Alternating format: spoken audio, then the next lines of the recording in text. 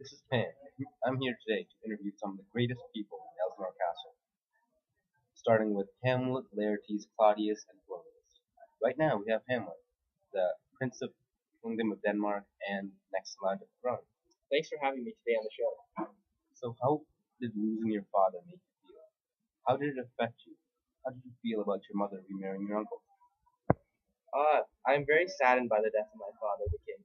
I am also upset with my mother because I feel she really never loved my father very much if she would remarry so quickly. And what makes it even worse is that she married my uncle. How did you feel after your father returned to you as a ghost and told you that he was murdered? After I heard this, I was enraged, and I thought of a plan to get back at my uncle. I wanted to kill him for killing my father. How did you know for sure that your uncle killed your father? I wanted to make sure that my uncle did in fact kill my father, so I wrote a part in a play where it reenacted the death of my father, and I would watch my uncle's expression to see if he did in fact kill my father.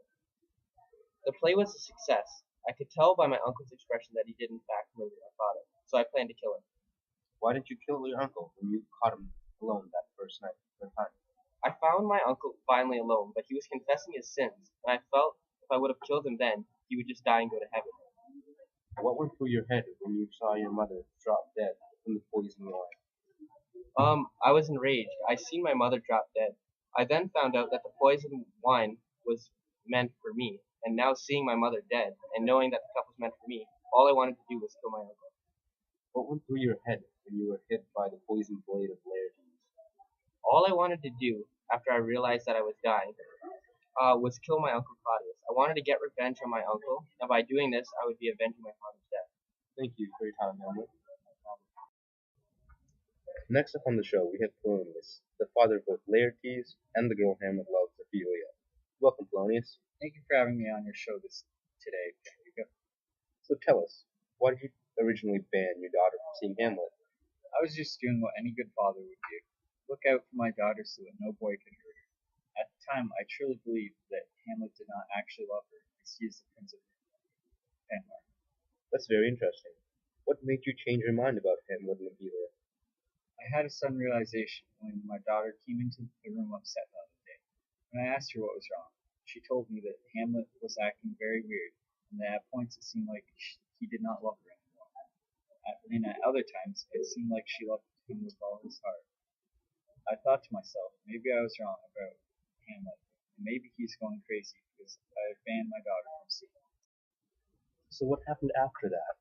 Well, I went off and found Claudius and Gertrude and told them my reasoning for Hamlet's strange behavior recently. I proposed the idea that I let Ophelia talk to Hamlet, and we can watch them and see what happens and if that's the real reason why Hamlet's gone mad. They agreed, but after seeing Hamlet's reaction and the interactions between the two, they didn't think that that was the reason. I'm still convinced that that's the reason why Hamlet is acting so crazy, and all I want is for my daughter to be happy. Thank you, Polonius, for joining us on our show today. You're welcome. Next up, we have Laertes. The audience always wanted to know, how was your relationship with Hamlet before all these tragic deaths occurred? Before all this chaos came down on us, I saw Hamlet as my sworn rival. We never truly knew each other, but we both were aware of our rivalry as swordsmen. It seems your relationship was stable with Hamlet in the beginning. Where exactly did it all go wrong? Well, the starting point was when I heard my father had died. I was about to erupt with anger when Claudius directed my rage towards Hamlet with his one-sided story. At this point, there was no possible way of containing my anger, which led to some irrational decision-making on my part. Why did you go along with what Claudius said without ever questioning? To be honest, I put too much faith in loyalty. Having my father trust Claudius as a friend blinded me to the real truth, that Claudius was a cruel, greedy king. Now that all this is over, do you believe that everyone got their just desserts? Well, there are only two people who I believe didn't deserve to die. My dear sister Ophelia, who just found love, didn't deserve to die so young. I regret not being there for her. My other regret is not being able to see the true Hamlet before it's too late. I should have listened to the reasons of Hamlet's actions. To fight corruption, he would have made a marvelous king. What about the rest? Your father, Gertrude, or even your own death? had great respect for my father, but for seeing the way he used Ophelia to obtain a higher position in the nobility, just despicable. To use your own daughter is a selfish thing to do. You should stay in hell. I didn't care for the rest who died. Ophelia was the only one in my heart. As for me, I was still a part of a devious plan, so I don't regret my own death. Thank you for being on our show today. Up next, we have King Claudius, the man in charge of all of Denmark. He's kindly accepted to join us on the show today and tell us the news about Elsinore Castle. How are you today, my king? I'm great. How about yourself? Good. So how's the state of Elsinore Castle since the death of the old king? It's been good ever since I married Gertrude. It's been my pleasure to bring back stability and power to once existed in Denmark. That sounds great. So why did you marry Queen Gertrude? I decided to marry Gertrude to keep the power which once in Elsinore in a healthy state. Denmark was in need of a king, and I was the one suited for the position. What about young Prince Hamlet? Hamlet is far too weak and dull to take this position. Within days, Fortinbras would invade and take the castle from us.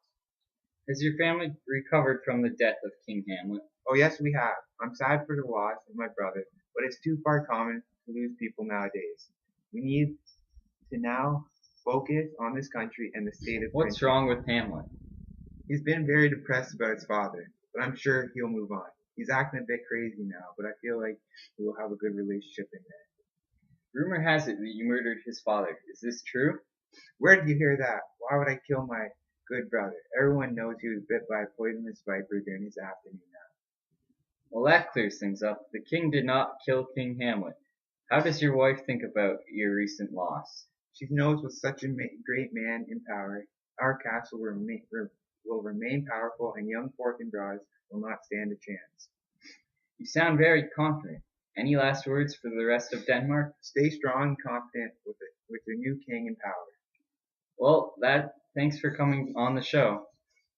No problem. Have a good day. You too. Well, that wraps up this part of the show. Goodbye.